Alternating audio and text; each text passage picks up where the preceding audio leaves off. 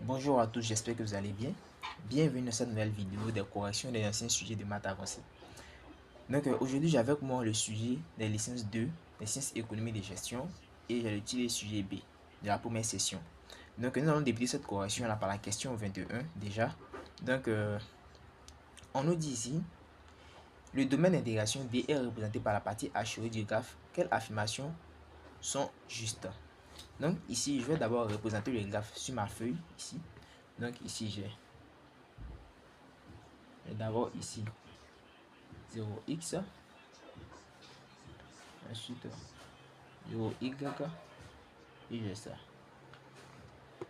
Y est égal à moins 1 demi de x plus 2.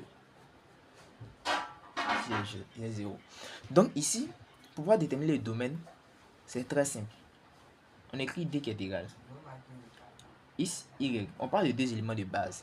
Les premiers éléments qu'on a, c'est x et y. Il faut savoir x appartient à quel intervalle. Regardez ici. Le domaine ici a quitté moins l'infini pour aller en plus infini.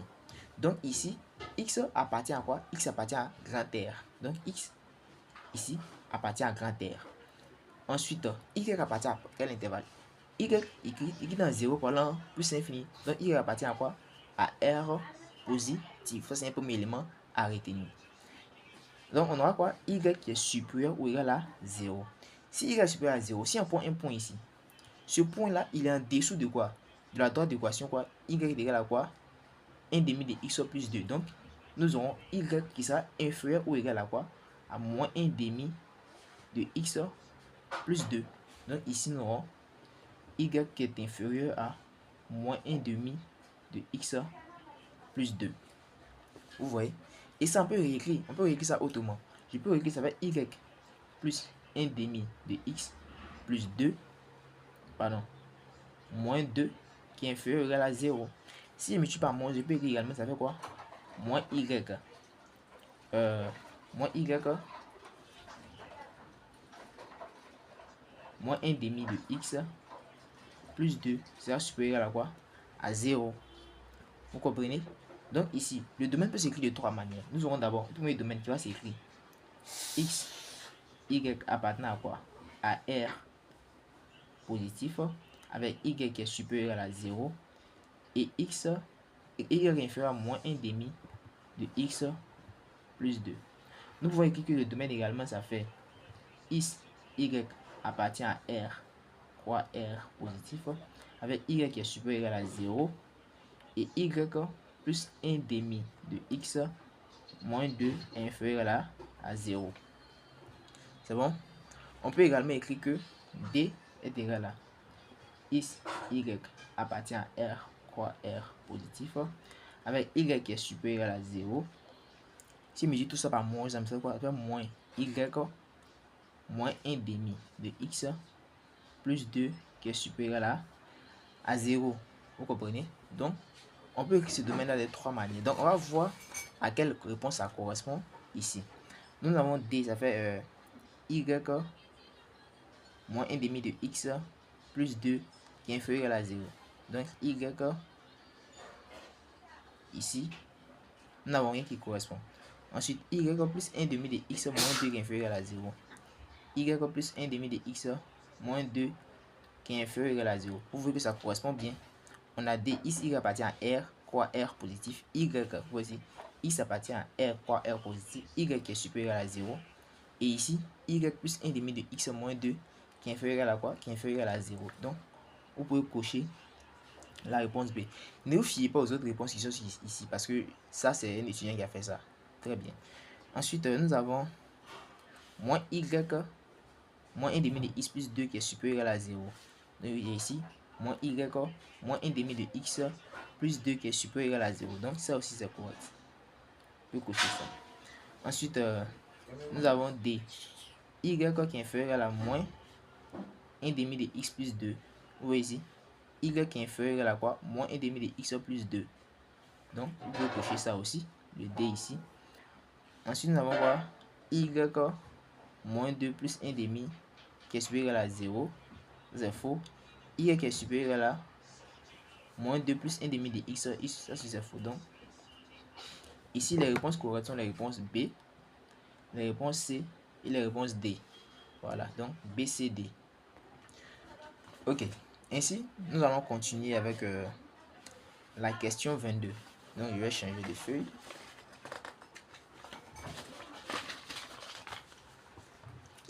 La question 22, qu'est-ce qu'on nous dit? On nous dit ici que considérons l'intégral IT avec t allant de intégrale de 1 à t de 2 de x aussi x estimant 1 moins alpha. 1 moins alpha est supérieur ou égal à 0. Lesquelles affirmations sont correctes? Je vais réécrire d'abord l'intégrale ici. Nous avons it est égal à l'intégrale allant de t à 1 de 1 de d de x sur x estimant 1 moins alpha. Donc, c'est ce qui est égal à l'intégrale allant de 1 allant de t à 1 de 1 sur x estimant quoi? 1 moins alpha d de x. Donc ici, on va essayer de voir si c'est égal là, si elles convergent, mais si elles divergent. D'accord? Qu'est-ce que nous savons? Nous savons que la primitive de 1 sur x estimant n, c'est tout simplement moins 1 sur x estimant n, moins 1 sur x estimant n moins 1 fois n moins 1. Donc, on va appliquer ça à cette intégrale-là. Donc, it, c'est égal à quoi? C'est égal tout simplement à moins 1. Ici, notre n, c'est quoi? C'est 1 moins alpha. Donc, on va faire 1 moins alpha moins 1. X c'est quoi? 1 moins alpha moins 1. Allant de quoi? Allant de t à 1. Ce qui c'est égal à quoi? C'est égal à moins 1 sur ici moins alpha. X c'est quoi? Moins alpha. Allant de t à 1. Qu'est-ce que ça va nous donner? Ça va donner ici. On va remplacer par 1 d'abord. On va faire ici moins 1 sur moins alpha 1 est moins alpha moins entre parenthèses moins moins 1 moins alpha. Ici c'est quoi? C'est t ici. T est sous un moins alpha. Donc, si on regarde bien, qu'est-ce qu'on obtient? Ici, les moins vont se simplifier. Bon, je vais refaire une bonne écriture. It en réalité, c'est égal à quoi? Si je simplifie les moins, ça me donne ici 1 sur alpha. Ici, c'est quoi? Moins alpha. Parce que là, ce sera mieux pour la compréhension. Donc, de t à 1. C'est qui est égal à quoi? C'est qui est égal à 1 sur alpha. 1 est sous un moins alpha. C'est bon? Et moins ici 1 sur alpha. T est sous un quoi? T est sous un moins alpha. Donc si je vais bien écrire, j'obtiens quoi? Je vais obtenir ici 1 sur alpha moins 1 sur alpha. T est sous un alpha. Donc ici it en réalité est égal à quoi? C'est égal à 1 sur alpha moins 1 sur alpha. T est sous un alpha. Donc on va voir si ça correspond à une réponse ici. Donc on a 1 sur alpha moins, voilà, vous voyez non, 1 sur alpha moins t sur alpha sur alpha. Donc ici, on peut cocher la réponse A. On nous dit si t est égal à 0, si t est égal à 0, l'intégrale converge. Si t est égal à 0, l'intégrale va converger parce que ça converge avec 1 sur alpha. Donc ici, vous cochez la réponse C. Donc ici, les réponses correctes sont les réponses A et C. Donc ici, la question venue, la réponse est A et C. Nous continuons la vidéo avec la question 23. Donc, on nous dit I qui est l'eau intégrale. On a de 10 y facteur x au carré plus y au carré. Donc, ici, il va falloir, comme d'habitude, trouver la bonne réponse. Donc, je prends une nouvelle page également. Ok. Donc, déjà, un élément qu'il faut noter, c'est que ici, qu'est-ce qu'on nous dit? On nous dit que ici, que on a D qui est égal à x, y appartenant à R, croix R positif, x au carré plus y au carré est inférieur à égal à 4. Et on nous dit que ici, x est égal à R cosinus θ, y est égal à R sinus θ. Donc, comme vous le savez ici, comment est-ce qu'on procède? Déjà, puisque nous faisons un changement et on va passer avec les coordonnées polaires. Mais pour déterminer les coordonnées polaires, il faut déterminer les intervalles. Donc, je trouve ici mon cercle trigonométrique. Ici, j'ai mon cercle trigonométrique. Donc, qu'est-ce que je sais? Je sais que x appartient à quoi? À R. Ce qui veut dire que x lui varie de quoi? De 0 à pi. C'est bon? Et x, c'est que x appartient à R. Donc, c'est sur tout cet élément-là que x est. Vous comprenez? Tout ici, là. Ce sont les valeurs que peut prendre x. Ensuite, on me dit que y, il appartient à R positif. Donc, y ne va pas prendre les valeurs qui sont ici, mais quoi? Il va prendre les valeurs qui sont ici seulement. C'est bon? Donc, je constate que bien que θ ici va appartenir à l'intervalle quoi? À 0 pi. Car il peut varier de 0 à quoi? À pi. Ça, c'est 1. Deuxièmement, je sais que ici, c'est 0. Donc, mon rayon ici, je dois déterminer mon rayon. Mais qu'est-ce que je sais? Je sais que j'ai l'équation y, x plus 0 au carré, plus y plus 0 au carré, qui est inférieur à quoi? R au carré. Or, R est égal à combien? R est égal à 2.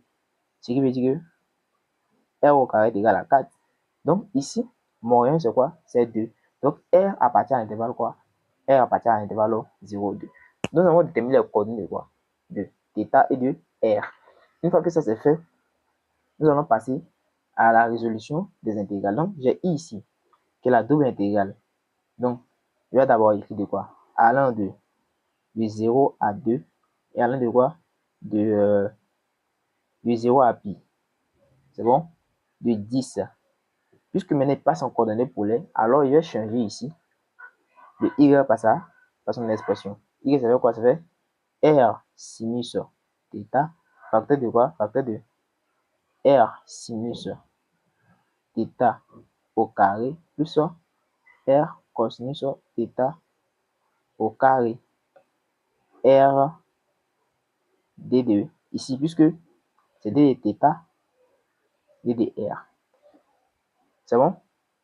Ok, très bien. Donc, on va résoudre celle-là d'abord.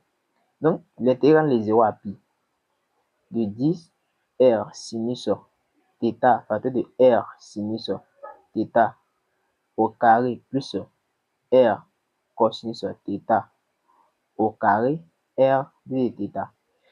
Qu'est-ce que je vais obtenir? Déjà, vous allez savoir une chose, on va développer. Ça fait intégrale de 0 à pi de 10 R sinus θ facteur de R au carré sinus θ au carré plus R au carré cosinus carré de θ. R d de θ. Ce qui fait intégrale de 0 à pi de 10R sinus θ de R au carré facteur de sinus carré de θ plus cosinus carré de θ R d de θ. Donc, qu'est-ce qu'on sait? On sait que cosinus carré de 1 plus sinus carré, cosinus carré plus sinus carré égale à 1. Donc, ici, on va obtenir l'intégrale allant de 0 à pi de 10 sinus θ fois, regardez ici, j'ai un R ici, fois R au carré, ça fait R au cube, fois R, ça fait R exposant 4 d de θ. Donc, ici, nous allons maintenant déterminer quoi? Nous allons déterminer la primitive de cette expression. Puisque ici, c'est en fonction de θ. Puisque c'est en fonction de θ, il va trouver la primitive de quoi? Des sinus θ. Donc, regardez bien ici. Je fais mon cercle trigonométrique, comme ça, comme ça. Ici, j'ai cosinus de x. Ici, j'ai moins cosinus de x. Sinus de x, moins sinus de x. Lorsqu'il descend comme ça, j'ai les dérivés. Lorsqu'il vient comme ça, j'ai les primitives. Donc, je peux écrire que ça fait 10, mais 10 à l'extérieur de 0 à pi, de R exposant 4 sinus de quoi? De θ. Donc, quelle est la d de θ, hein? Voilà. Quelle est la primitive des sinus de x? C'est moins cosinus de x. Et j'obtiens quoi? 10 fois R exposant 4. Il y a même moins ici parce que c'est moins cosinus de x, donc moins cosinus de θ allant de quoi? Allant de 0 à pi. Donc, qu'est-ce que j'obtiens? J'obtiens ici 10 entre parenthèses moins R exposant 4 cosinus de pi plus ici R exposant 4 R exposant 4 cosinus de 0. Donc, qu'est-ce que ça va me donner? Donc, je prends la calculatrice. Où est-ce que j'ai mis ma calculatrice? Donc, je prends la calculatrice. Si je tape cosinus de pi. Donc, cosinus de pi, ça me donne moins 1. Donc, ici, j'ai 10 moins r exposant 4 fois cosinus de pi. Cosinus de pi, ça fait moins 1. Ça fait quoi? Ça fait 10 ici. R exposant 4 déjà. Ensuite, cosinus de 0, ça fait quoi? Ça fait 1. Donc, cosinus de 0, on va donner quoi? Plus ici, quoi? R exposant 4. Donc, il y a une parenthèse parce que 10 c'est un facteur. Donc, ici, ça fait quoi? Ça fait R exposant 4, ça fait R exposant 4. Donc, en réalité, je vais obtenir quoi? Je vais obtenir 10 fois 2R exposant 4. Ok, donc, nous allons trouver la première expression. Celle-là, c'est égal à 20 fois R exposant 4. Ok. Nous tournons. Donc, l'intégrale maintenant, l'intégrale allant de 0 à 2 fois 20 R exposant 4, c'est égal à quoi? C'est d de R. Donc ici, la primitive de x exposant 4, ça fait quoi? Ça fait x exposant n. Si j'ai x, je réponds, si j'ai x exposant n, la primitive c'est quoi? C'est x exposant n plus 1 sur n plus 1. Donc si j'ai r exposant 4, ça me donne quoi ici? Ça me donne 20 fois intégrale allant de quoi? De 0 à 2 de r exposant 4 d de r tiré d'égal à quoi? 20 fois ici. La primitive de r exposant 4, ça fait quoi? Ça fait x exposant 5 sur 5 allant de quoi? De 0 à 2. Donc ça me donne quoi? J'obtiens ici 20 fois ici 2 exposant 5 sur 5 moins 0 exposant 5 sur 5. Donc ça me donne quoi ici? Ça me donne ici 20 fois 2 exposant 5 sur 2 exposant, je prends 20 fois 2 exposant 5 sur 5. C'est qui est égal à quoi? C'est qui est égal à 128. Donc ça c'était pour I. Ablaïs diminue le volume d'un regard. Donc ici, on a I qui est égal à quoi? I qui est égal à 128. Et R appartient à quoi? Et R appartient à quoi? 0,2. Donc ici, donc on a I qui appartient à l'intervalle 0,2 et I qui est égal à quoi? Donc ici, la réponse C, elle est correcte. Très bien.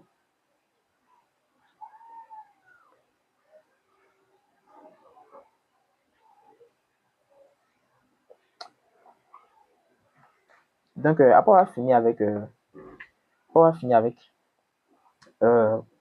ici I, on va attaquer J. J c'est quoi? J c'est la double intégrale de D de 10x facteur de x au carré plus y au carré d de x d de y. Donc on va réécrire J c'est égal à quoi? C'est égal à l'intégrale allant de quoi? Allant de 0 à 2, l'intégrale allant de 0 à pi de 10 R cosinus θ fois R au carré, facteur de quoi? Sinus carré de θ plus cosinus carré de θ R d de θ d de R, comme vous le savez déjà. Donc on sait déjà qu'on va obtenir l'intégrale de 0 à 2, l'intégrale de 0 à pi de 10R exposant 4 fois cosinus de θ. C'est bon? d de θ d de R. Donc on attaque l'intégrale de 0 à pi de 10R exposant 4 cosinus θ d de θ. Qu'est-ce que ça me donne? Ça me donne ici 10R 10 intégrale de 0 à pi de R exposant 4 cosinus de θ et de θ. Alors, ici, toujours mon cercle trigonométrique, ici j'ai cosinus moins cosinus, ici j'ai sinus moins sinus. Je vais déterminer la primitive de quoi? Je vous ai dit comme ça, c'est les primitives. Je vais déterminer la primitive de quoi? De cosinus. La primitive de cosinus de quoi? C'est sinus. Donc ici, j'obtiens quoi? Je vais 10 facteur de quoi? R exposant 4 sinus de quoi? Sinus de θ allant de 0 à pi. Donc, qu'est-ce que j'obtiens? j'obtiens ici 10. Donc, j'obtiens ici 10 fois R64 sinus de pi moins R64 sinus de 0. Donc, on va déterminer sinus de pi. Donc, sinus de pi, c'est égal à 0. Et sinus de 0, ça fait 0. Donc, ici, tout ça, c'est égal à quoi? C'est égal à 0. Voilà, donc la première intégrale est égale à 0. Ce qui va donner quoi? Ça va donner maintenant l'intégrale 1 de 0 à 2. De 0 quoi? De 0 de 2. De R. De R. Non, de R. Donc, ce qui fera quoi? Ce qui fera l'intégrale de 0 à 2 de...